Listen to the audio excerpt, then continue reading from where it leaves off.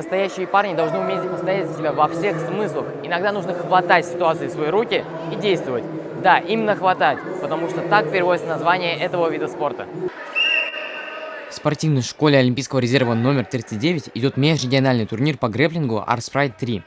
Соревнования собрали более 440 участников из 33 спортивных клубов. Мне как зрителю было очень интересно посмотреть и узнать об этом виде спорта, так как это борьба, в которой почти нет ограничений по болевым и удушающему приемам. Считается, что грэпплинг – это европейская модификация японской борьбы джиу-джитсу. Скажи, как победить в грэпплинге? Для этого нужно иметь свою тактику. Можно как контролить противника или сделать удушающие, либо болевые приемы.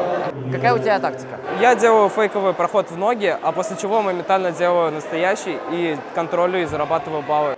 Конечно, в этих боях есть и победитель, и проигравший. Я считаю, что проигрыш – это точка роста.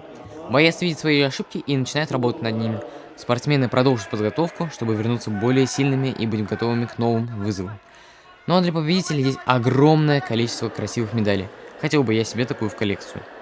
Я узнал о грэпплинге только неделю назад. Расскажи, когда ты о нем узнал и о своем пути, как ты в него пришел?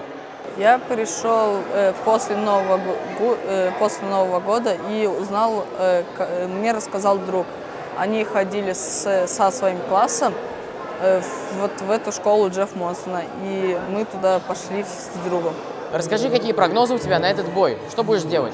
Я хочу сначала сделать проход в ноги и больше делать удушающий или по баллам выигрывать.